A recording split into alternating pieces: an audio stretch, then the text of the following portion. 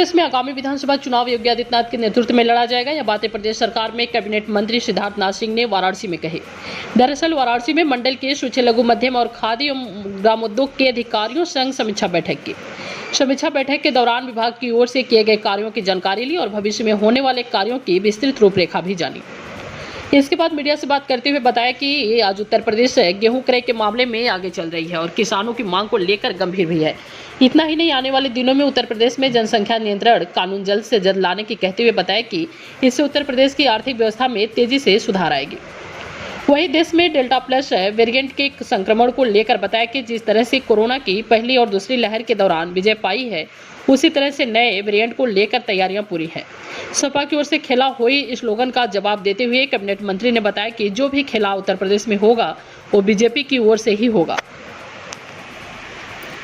घिराव है, किस तरह से सरकार के क्या कदम होंगे उनको रोकने के लिए? किसानों की जो विषय है वो उस पर केंद्र सरकार बात कर रही है और केंद्र सरकार ने उनको आमंत्रण दिया और उम्मीद करते हैं किसान भाई जितने हैं बातों को समझेंगे। उनको अभी इस दफ़े भी रिकॉर्ड खरीद हुई है और एमएसपी पे खरीद हुई है, अभी तक हुई नहीं।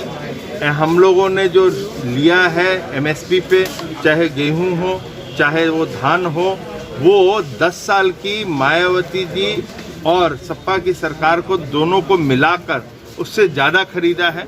तो उनको चिंता नहीं करनी चाहिए, मगर केंद्र सरकार इस विषय पे बातचीत कर रही है। सर, रिलीजन चेंज करने की घटनाएं लगातार यूपी में आ रही हैं और खुलासे भी हो चुके हैं कुछ गिरोह का।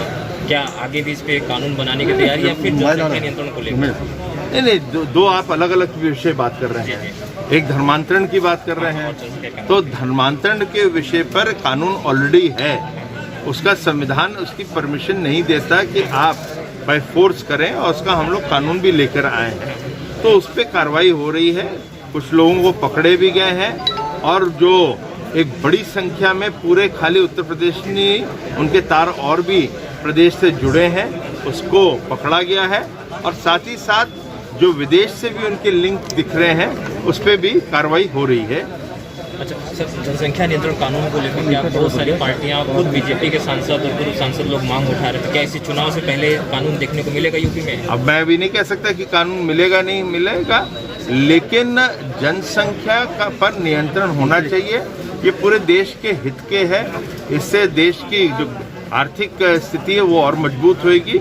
अब सरकार किस प्रकार से कानून लाती है और कब लाती है, इस पे अभी कोई निर्णय मेरे सामने नहीं है। अच्छा, संगठन की लगातार बैठकें हुई है, पार्टी पदाधिकारियों की, मंत्री सबकी लेकर क्या कुछ निष्कर्ष निकला? 2022 को लेकर क्या किसका चेहरा सामने आया है? इसमें चेहरा तो योगी जी का है, हमारे पास ऑलरेडी चेहरा है, तो उसमें सोचना क्या हमें? तो उनके चेहरे पे लड़ेंगे और सरकार उत्तर प्रदेश के अंदर भारतीय जनता पार्टी की फिर बनेगी और मुख्यमंत्री हमारे योगी जी हैं ही। नहीं, योगी जी और केशव जी की बात हुई थी परसों, कुछ दिन पहले योगी जी केशव जी के घर गए थे कि अब सब कुछ सही हो गया। क्या 4-4.5 सालों में 100 मीटर की दूरी के आप बहुत ज़्यादा फासले में थे क्या? उन्होंने ये नहीं कहा कि अब कुछ सही हो गया। समस्या ये होती है कि आप शब्दों को मुंह के अंदर डालने का मेरे प्रयास करेंगे, मगर मैं वो शब्द आप वाले नहीं बोलूँगा।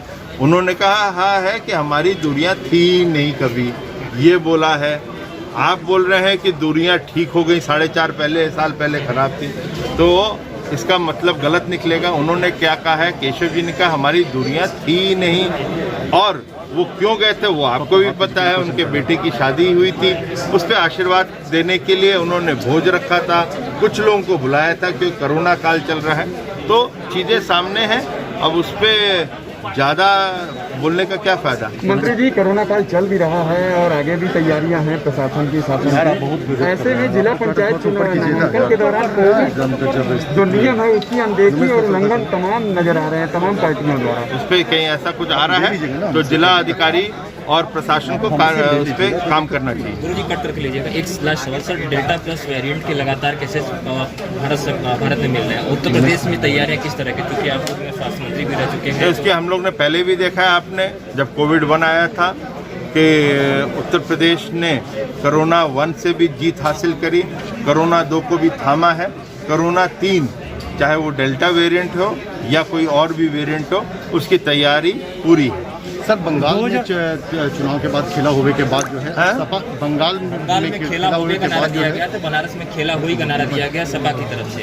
अब वो कोई भी नारा दे दें, खेल जो भी होएगा वो भारतीय जनता पार्टी करेगी और जनता के साथ मिलकर करेगी, उनके आशीर्वाद से करेगी और अपनी भारतीय जनता पार्टी सरकार बनाएगी।